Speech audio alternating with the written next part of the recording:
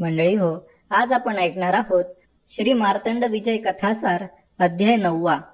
मार्तंड अवतार व सैन्य वर्णन. ब्रह्मदेवाच्या वरामुळे पंचवदन शंकरांकडून त्या दैत्याचे पारिपत्य होणे शक्य नाही अशी शंका ऋषींनी उपस्थित केली. तेव्हा महादेवांनी एकमुखी व 4 हात असलेले रूप धारण केले. त्याची अंगकांती रक्तवर्ण असून डोळे जळजळीत निखाऱ्याप्रमाणे चमकत होते. केस पिंजारलेले होते. त्याच्या खांद्यावर शेष नागाचे जानवे होते. हातांमध्ये तलवार, त्रिशूळ, डमरू आणि वाडगा होता. वितळलेल्या सोन्यासारखा पिवळा धमक रंग असलेले हळदीचे चूर्ण उधळलेले होते. मस्तकावर रत्नखचित मुकुट होता व त्यावर चंद्रकोर शोभत होती. 3 डोळे असून गळ्यामध्ये मुंडक्यांच्या माळा होत्या. गळ्यात वासुकी सर्प होता. त्यांच्या संपूर्ण रूपाचे तेज एवढे प्रखर होते की कुणीही त्यांना डोळे भरून पाहू शकत नव्हते. तो दिवस चैत्र महिन्यातील पौर्णिमेचा होता. सर्व देव ते रूप पाहून आनंदित झाले आणि हात जोडून डोलू लागले. तेव्हा महादेवांनी 7 कोटी गणांना आज्ञा केली की युद्धाची सिद्धता करा. मार्तंड भैरवाभोवती सिंहासारखे मोठे मोठे कुत्रे गोळा झाले. तेव्हा ऋषी त्यांची स्तुती स्तोत्रे गाऊ लागले. महादेवांनी सर्व देवांना युद्धासाठी सज्ज होऊन निघण्याची आज्ञा केली. त्यांचा आवाज हृदयात धडकी भरवणारा व भीतीदायक होता. म्हणून त्यांना भैरव अशा नावाने ऋषींनी साद घातली. त्यावर सर्व देवे आपापली वाहने आणि शस्त्रास्त्रे सज्ज करून ते तिथे जमले. तेव्हा महादेव कैलास पर्वतावरून खाली उतरले व पांढऱ्या शुभ्र नंदीवर बसताना त्यांचा एक पाय सिंहाच्या पाठीवर ठेवला व ते चढून बसले. त्या सिंहाचे नाव निकुंभ असून तो सुद्धा सोबत चालू लागला. महादेवांच्या डावीकडे उमा होती. भैरवाच्या उजवीकडे गणपती उंदरावर आरूढ होऊन चालत होते. त्यांच्या हातात परशु व अंकुश होता. डाव्या बाजूने हातात शक्ती धारण केलेला असा कार्तिक स्वामी मोरावर बसून चालला होता. महादेवांच्या पाठीमागे महाकाळ व चंडीश हे 2 जण चालले होते. काळाग्नी रुद्र थोडा दूर होता. त्रिपुद व भृंगी पुढे नाचत होते. हातात वेताची छडी घेऊन महादेवांचा आवडता गण जयनंदी तयार होता. त्याचप्रमाणे लक्ष्मीसह विष्णू गरुडावर बसून आणि सावित्रीसह ब्रह्मदेव हंसावर बसून समोरच चालत होते. गंगा आदी करून नद्या, सप्तसागर, त्याचप्रमाणे संपूर्ण नागकुळासहित 9 नाग सैन्यासमवेत मिरवत होते. हजारोंच्या संख्येने मातृका म्हणजेच रक्तशोषक व मांसभक्षी देवता आपापल्या वाहनांवर बसून गर्जना करीत येत होत्या. अशा प्रकारे ते सर्व सैन्य कैलास पर्वत उतरून एका मोठ्या मैदानात येऊन दाखल झाले. तेव्हा मुख्य सेनापती कार्तिक स्वामी यांनी महादेवांना एक वार सर्व सैन्याची पाहणी करण्याची विनंती केली. महादेवांनी रुकार देताच सेनापतीने ते कवच आयुधे धारण केलेले सैन्य दाखवायला आरंभ केला. तो सांगू लागला, देवा मार्तंडा, निळ्या रंगाची चिलखते अंगावर असणारे व शक्ती हातात घेतलेले सैनिक माझे आहे. नंतर मोठ्या हत्तींवर बसलेले व पिंपळाच्या पानासारखा मुकुट धारण केलेले व हातात वज्र घेऊन बृहस्पतीच्या इशाऱ्याप्रमाणे चाललेली सेना इंद्राची आहे. त्याच्या डावीकडे सशस्त्र सैनिक मेंढ्यावर बसून व हत्यारे घेऊन आहेत. ते अग्निदेवाचे आहे. दक्षिणेकडे यमजराज सैन्यासह उभा आहे. त्याचे सैनिक रेड्यांवर व हातात दंड घेऊन बसले आहेत. त्याच्या डावीकडे अकराळ विक्राळ स्वरूपाचे व क्रूर असे जे राक्षसांचे सैन्य आहे ते निवृत्तीचे आहे. पश्चिमेकडे वरुणाची सेना सज्ज होऊन उभी आहे. वायव्य दिशेला वायूचे गण म्हणजेच 49 मरुद गण आज्ञेची वाट पाहत आहे. उत्तरेकडे तुमचा मित्र व यक्षांचा राजा कुबेर आपले सैन्य घेऊन आलेला आहे. ते सर्व आपल्या पालख्यांमध्ये बसलेले आहेत. हत्तीची मस्तके असणारे जे सैनिक आहे ते वीर गणपतीचे आहे. सोन्याचे दंड घेतलेले सैन्य चंद्राचे असून 7 मुखांच्या घोड्यावर बसलेले सैन्य सूर्याचे आहे. कमंडलू घेतलेले ब्रह्मदंड धारण करणारे सैनिक ब्रह्मदेवाचे असून शंखचक्र घेतलेले निळ्या रंगाचे जे सैनिक आहेत ते विष्णूंचे आहेत. ज्यांच्या अंगावर हत्तीचे कातडे आहेत व हातात शूळ आहे ते गण तुमचे आहेत. असे कार्तिकाचे वचन ऐकून मार्तंड भैरवाने सर्वांना कूच करण्याची आज्ञा केली. तेव्हा ऋषींनी हात जोडून विनंती केली की प्रथम त्यांच्या आश्रमास भेट देऊन मग दैत्यांवर चाल करून जावे. ती विनंती मान्य करून महादेवांनी पुष्पक विमान आणविले आणि ते सैन्यासह त्यात बसून निघाले. धवलगिरीवर सर्वजण उतरले. ऋषींचे आदरातिथ्य स्वीकारून 3 रात्री तिथे राहून सर्वजण पुढे जाण्यास निघाले. तोच आणखी पुष्कळ जण आपले सैन्य घेऊन सामील होण्यासाठी आले. त्यामध्ये पृथ्वीवरचे अनेक राजे होते. भूतांच्या व प्रेतांच्या समुदायासह वेताळ आले. शाकिनी डाकिनी आल्या. शस्त्रास्त्रे घेऊन महाक्रूर मातृका आल्या. कटांग, मुसळ, शक्ती, परशु, त्रिशूळ, नांगर, लोखंडी साखळदंड, शंख, चक्रे, धनुष्ये अशी शस्त्रे परजीत ते गर्जना करीत होते. आणखी आदिवासी, भिल, कोळी असेही लोक वीर होते. त्यात कित्येक जण विक्राळ स्वरूपाचे होते. कोणी उंच, कोणी ठेंगू, कुणाला सोंड असून कुणाकुणाला अनेक तोंडे होती. काही जणांच्या डोक्यावर शिंगे होती. अनेक हात, अनेक पाय असणारे होते व लांब कानांचे, मुंडके नसणारे कबंद, अस्वलासारखे केसाळ, लाल, काळ्या, पिवळ्या रंगाचे असे पुष्कळ जण होते. अनेक वाद्य वाजवीत त्यांनी मोठा कोल्हाळ मांडला होता. ते महादेवांचे फार आवडते गण होते. ते सर्वजण मोठ्या मोठ्याने वाद्य वाजवीत आणि गर्जना करीत मणिचूल पर्वतापाशी येऊन दाखल झाले. अष्टभैरवांनी सैन्याची व्यूह रचना करण्यास आरंभ केला. तो प्रकार पाहून मल्लासुराचे हेर धावत धावत राजापाशी गेले आणि त्यांनी सर्व वृत्तांत राजाच्या कानी घातला. अध्याय 10. मल्लासुराच्या सभेतील वृत्तांत. दैत्य सभेत मल्ल बसलेला असताना धावत हेर येऊन पोहोचले व शिवसैन्याचा वृत्तांत वर्णन करून सांगू लागले. ते ऐकल्यावर मल्ल थट्टेने हसला व त्या हेरांना त्याने चालते होण्यास सांगितले. दरबार विसर्जित करून तो महालात गेला. परंतु त्याने आपल्या भावाला मणिदैत्याला बोलावून घेतले व हेरांनी सांगितलेले वृत्त त्याला निवेदन केले. तेव्हा मणीने सुबुद्धी नावाच्या प्रधानाला बोलवले आणि ते तिघे मसलत करू लागले. सुबुद्धीने असे सुचवले की अगोदर आपले गुप्तहेर पाठवून तिथला पूर्ण वृत्तांत जाणून घेऊ आणि यानंतर पुढची योजना आखू. तेव्हा ते तिघे उठले व महालाच्या एका उंच बुरुजावर गेले. तिथून त्यांनी विशाल सैन्य पाहिले. मग ते खाली उतरले व असा बेत केला की गुप्त हेरांना शत्रू सैन्यात तर पाठवावेच, शिवाय आपल्या सेनाधिकाऱ्यांनाही सावध करावे. त्याप्रमाणे 4 गुप्त हेरांनी शत्रू सैन्यात प्रवेश तर केला, पण विशेष असा कोणताच धागादोरा हाती लागू न शकल्यामुळे ते विभागून 2 गुप्तहेर इंद्राच्या सैन्यात तर 2 गुप्तहेर महादेवांच्या सैन्यात मिसळून गेले. तेथील वृत्त क्षणोक्षणी मल्लाला कळवू लागले. ऋषींना त्रास दिला म्हणून त्यांचा कैवार घेऊन महादेव युद्धासाठी आले आहेत असे समजल्यानंतर मल्ल थोडा काळजीत पडला. पण सुबुद्धी प्रधानाने त्याला धीर दिला व विजय खात्रीने प्राप्त होईल असे आश्वासनही दिले. तेव्हा मल्लाच्या अंगात उत्साह संचारला आणि त्याने सेनाधिकाऱ्यांना दूत पाठवून बोलावून घेतले. ते सर्वजण आले तेव्हा त्यांना सन्मानपूर्वक बसवून सर्व हकीकत सांगितली. मल्ल म्हणाला की हा इंद्र भित्रा आहे, म्हणून आतापर्यंत मी याची गय केली व जीवदान दिले होते.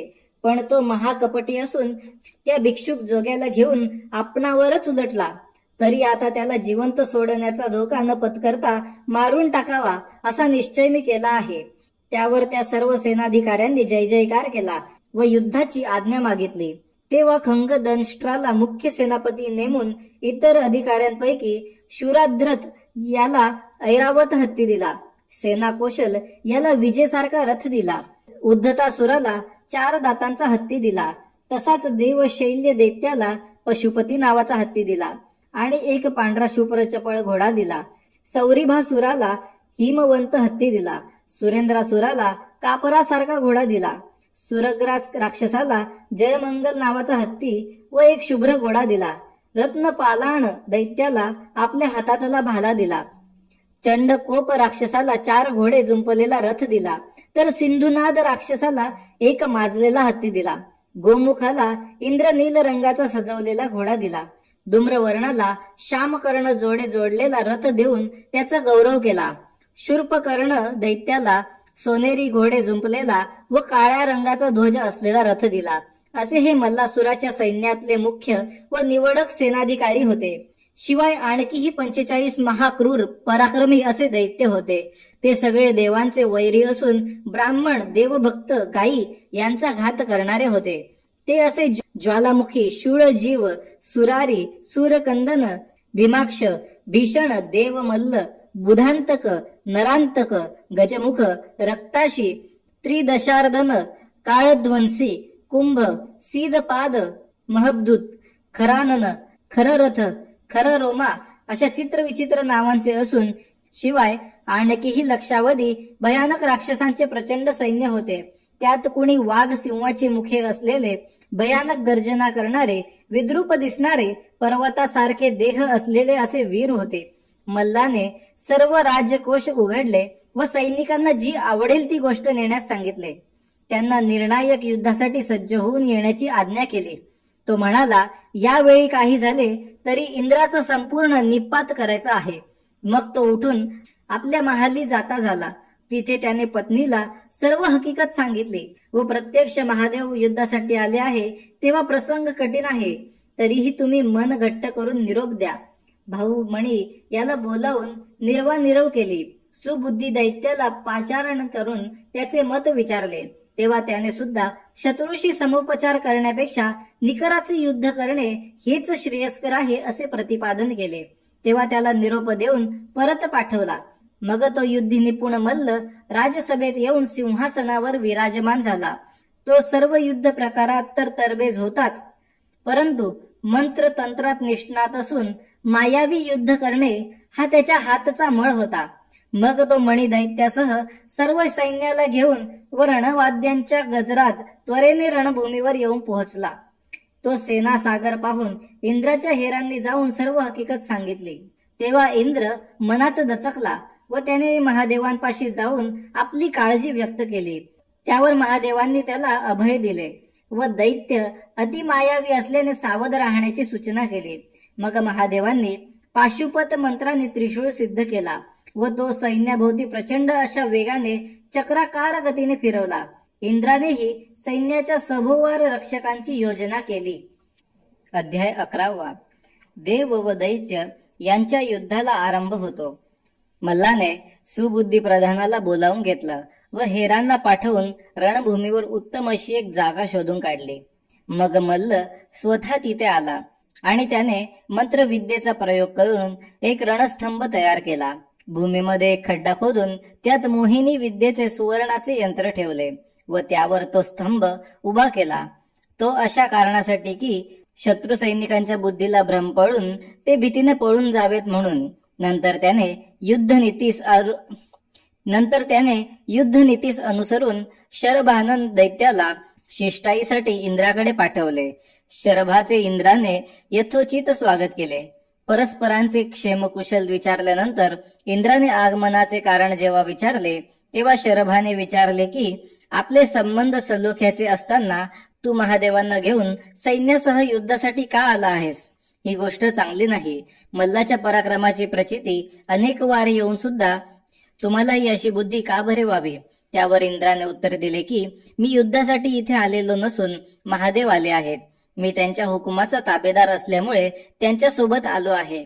तरी आता अशा परिस्थितीत आपण महादेवाकडे जाऊया. मग तू त्यांच्याशी बोलणे कर. हे म्हणणे पटल्यावर दोघे जण उठून महादेवांपाशी गेले. शरभाने महादेवांना नम्रतेने वंदन केले व स्तुती करून युद्धासाठी येण्याचे कारण विचारले व पुन्हा असेही सांगितले की इंद्र व मल्ल हे उभयंतांमध्ये कोणतेही वितुष्ट नसून सलोख्याचे संबंध आहे. त्यावर महादेव म्हणाले की मल्लाने दीन व दुबळे असे ब्राह्मण व गायी यांचा संहार मांडला असून त्यांचा कैवार घेऊन मी आलेलो आहे. तरी आता मल्लाने एकतर रसातळात जाऊन सुखाने राहावे, नाही तर युद्धासाठी यावे. असे निर्वाणीचे उत्तर ऐकल्यावर शरभ शंकरांची आज्ञा घेऊन मागे फिरला. त्याच्याकडून सर्व हकीकत ऐकल्यानंतर मल्ल चवताळला. त्यांनी निर्जर ध्वंसी नावाच्या सेनापतीला बोलावून मानाचा विडा दिला व इंद्राला मारण्याची आज्ञा दिली. तो दैत्य सैन्यासह त्वरित रणभूमीवर येऊन दाखल झाला. दैत्यांची सेना रणभूमीवर आलेली पाहून देवेंद्र शंकरांकडे गेला व तो वृत्तांत निवेदन केला. तेव्हा त्यांनी युद्धाची आज्ञा दिली. तेव्हा इंद्राने नमस्कार करून सांगितले की मायावी मल्लाने संपूर्ण रणभूमी राक्षसी मायेने भारून रणस्तंभांच्या तळाशी मंत्रसिद्ध यंत्र स्थापन केले आहे. त्यामुळे आमचा काही उपाय चालत नाही व देव सैन्य भ्रमिष्ट होते. त्यावर महादेवांनी कालाग्नी रुद्र व वेताळ यांना तिथे पाठवले. त्या दोघांनी तेथील रणस्तंभ उखडून टाकला आणि ते यंत्र काढून घेऊन महादेवांकडे सुपूर्द केले. मग महादेवांनी इंद्राला युद्धासाठी पाठवून दिले. जेव्हा ती दोन्ही सैन्य समोरासमोर आली तेव्हा फार भयंकर अशी रणधुमाळी माजली. पदाती, घोडेस्वार, हत्तीस्वार व रथातील योद्धे जीवावर उदार होऊन लढू लागले. रक्त व मांस यांचा चिखल झाला. मुंडक्यांचा खच पडला. जिकडे तिकडे धरा मारा असा कोलाहल माजला. विविध शस्त्रांचे कौशल्य दिसू लागले. असे युद्ध चालले असताना इंद्र व निर्जर ध्वंसी समोरासमोर आले. दोघांनी परस्परांवर भयानक व विध्वंसक अशा अस्त्रांचा वर्षाव केला. दोघेही वारंवार मूर्छित पडत व पुन्हा सावध होऊन युद्ध करीत. त्यातच ज्वालामुखी दैत्य धावला. ते बघून इंद्राने अग्नीला त्याच्यावर युद्धासाठी पाठवले. नंतर लगेच पावकाक्ष दैत्य आला. त्याच्याशी लढण्याकरिता इंद्राने सूर्याची योजना केली. खळ नामक दैत्यावर चंद्राला पाठवला. अमरांतक दैत्याशी वरुणाने युद्ध मांडले. दुर्मतीवर नैऋत्य धावून गेला. हलदंत असुराशी वायुदेव भेटला व सुराशन दैत्याबरोबर कुबेर लढू लागला. तरीही पराक्रमाची शर्थ करून सुद्धा दैत्यांची सरशी होऊ लागली. देवसेना कच खाऊन मागे मागे हटू लागली. ते पाहून इंद्र मोठ्या आवेशाने उठला आणि निर्वाणीचे 5 बाण सोडून निर्जर ध्वंसीचा जीव घेतला. दोन्ही बाजूंच्या सैन्याची अपरिमित अशी हानी झाली. जरी विजय मिळाला तरी देव सैन्याची हानी पाहून इंद्र खिन्न झाला. तो महादेवांजवळ आला व विजयाचा वृत्तांत कथन केला व देवांचे सर्व सैनिक मारले गेल्याचे सांगून हताश झाला व खाली मान घालून बसला. त्याच्या मनातला हेतू महादेवांनी जाणला व अमृत संजीवनी मंत्र योजून सर्व देवसैनिक जिवंत केले. आनंदी आनंद झाला. निर्जर ध्वंसी युद्धात कामी आला व इंद्र विजयी झाला असे ऐकल्यावर मल्लासूर चिंतातूर होऊन बसला. त्याला तसा हताश झालेला पाहून सर्व दैत्य धावून आले व त्यांनी त्याला धीर दिला. तेवढ्यात गुप्तहेरांनी येऊन महादेवांनी मृतदेव उठविल्याचे वृत्त सांगितल्यावर मल्ल अधिक चवताळला. तेव्हा एकूण राग रंग पाहून प्रधानाने सभेचे विसर्जन केले आणि तो मल्लासह एकांत स्थानी निघून गेला. मग मल्लाने मणीला बोलावून घेतले व ते तिघे पुढची योजना आखू लागले. त्यानुसार मणी दैत्याने युद्धाची जबाबदारी स्वीकारली व ते निघून गेले. अध्याय 12. खंगदंष्ट्र राक्षसाचा वध. दुसऱ्या दिवशी मल्लासूर सभेत आला व सर्व राक्षसांना बोलावून घेतले. स्वतः युद्धासाठी जायचा विचार त्याने केला. तेव्हा खंगद्रष्ट नावाचा एक सेनापती उठून उभा राहिला व त्याने देवांवर चाल करून जाण्याचा विडा उचलला. तेव्हा मल्ल अत्यंत आनंदित झाला व त्याने खंगदंष्ट्राला पूर्ण अधिकार दिले. त्याला सेनापती म्हणून अभिषेक केला. आपली स्वतःची ढाल व तलवार त्याच्या हाती दिली व त्याला निरोप दिला. तो सेनापती रणवाद्यांच्या गर्जना करीत थेट रणभूमीवर आला.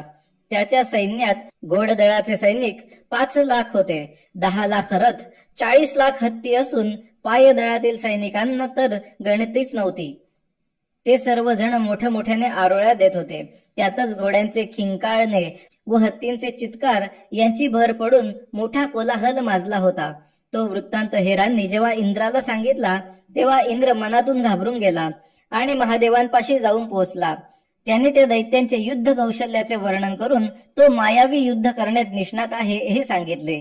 असा धनुर्धर देवांमध्ये एक सुद्धा नसल्याचे महादेवांच्या कानावर घातले. महादेवांनी इंद्राचे म्हणणे शांतपणे ऐकून घेतले व हसून म्हणाले, इंद्रा, तू भिवू नकोस, मी तुला वाचवेन. मग शंकरांनी कार्तिक स्वामीकडे पाहिले आणि त्याला युद्धासाठी निघण्याची आज्ञा केली. तेव्हा कार्तिकेय उठला व त्याने सैन्याची जमवाजमव केली. हातात शक्ती घेतली व मोरावर स्वार होऊन तो वेगाने निघून गेला. महादेवांनी त्या समयी एक मुठभर भस्म उचलले व मंत्र प्रयोग करून दैत्यांचे जे सैन्य होते त्यांच्या दिशेने फुंकले. दैत्य सेनापतीने जेव्हा समोर 16-17 वयाचे कुमार सैनिक पाहिले तेव्हा त्याला त्यांचे धाडस पाहून क्षणभर मोठी गंमत वाटली. ती दोन्ही अगदी विसंगत अशी सैन्य समोरासमोर उभी ढाकलेली पाहून तो खदखदा हसला. मग हसणे आवरून तो म्हणाला, अरे बाळांनो, खेळायचे सोडून तुम्ही का बरे आलात? आणि कार्तिकेया, तू तर महादेवांचा पुत्र म्हणवतोस आणि एवढी पोरे घेऊन आला आहेस. स्वबळावर युद्ध तरी कर, नाहीतर मग घरी जा आणि आईकडून खाऊ घेऊन खात बस. मी तुझ्याशी लढलो तर सर्व जग मलाच हसेल. त्यावर कार्तिकेय म्हणाला, अरे दुष्टा, उगीच व्यर्थ बडबड करीत न बसता हातात शस्त्रे घे आणि युद्धाला सुरुवात कर, नाहीतर माघार घे व परतून जा. असे कुमाराचे बोलणे ऐकल्यानंतर सेनापती संतापला व त्याने 16 तीव्र बाण सोडले. ते बाण तोडून कार्तिकेयाने 1000 बाण एकाच वेळी सोडून दिले. त्यांचे निवारण करून दैत्य सेनापतीने देव सैन्यावर बाणांचा पावसाप्रमाणे वर्षाव करून सैनिकांना जागच्या जागी खिळवले. ते पाहून कुमाराने संहारास्त्र सोडले आणि त्या अस्त्राच्या प्रभावाने दैत्यांची सेना पळत सुटली. तेव्हा खंगदंष्ट्राने संहारास्त्रांचे निवारण केले आणि कुमाराचा वाहन जो मोर तोच मारून टाकला व कुमार खाली पडला. मग तो सावध होऊन उठला व दैत्यांचा हत्ती बाणाने मारला. मग दैत्य रथात चढून बसला आणि कुमाराचा ध्वज धनुष्य त्याने मोडून टाकले. तेव्हा कुमाराने दुसऱ्या मोरावर बसून दैत्याला सळो की पळो असे करून टाकले. तेव्हा तो बहुत संतापला. त्याने निर्वाणीचा बाण सोडून दिला. त्यामुळे मोर मरून खाली पडला आणि कुमार बेशुद्ध होऊन कोसळला. घटकाभराने स्वामी सावध झाला व उठून बसला. त्याने विचार करून एक महाभयंकर अशी निर्वाणीची शक्ती काढली आणि महादेवांचे स्मरण करून ती दैत्यावर सोडून दिली आणि त्या शक्तीने अचूक लक्ष साधून दैत्यांच्या हृदयावर आघात करताच तो खंगदंष्ट्र क्षणार्धात गतप्राण झाला. दैत्य सैन्य तो प्रकार पाहून वाट दिसेल तिकडे पळत सुटले. देवांच्या सैन्यात आनंदी आनंद झाला. स्वामीने महादेवांसमोर जाऊन प्रणाम केला. तिकडे दैत्य सभेत मल्ल शोक समुद्रात बुडून गेला. तेव्हा मणी पुढे झाला व त्याने मल्लाला धीर दिला. मंडळी हो, हा व्हिडिओ आपणास कसा वाटला कमेंटतर्फे नक्की आम्हाला कळवा. तसेच जर आपण पहिल्यांदा या चॅनलवर आला असाल तर असेच आणखी व्हिडिओ बघण्यासाठी चॅनलला सबस्क्राईब करायला विसरू नका. धन्यवाद.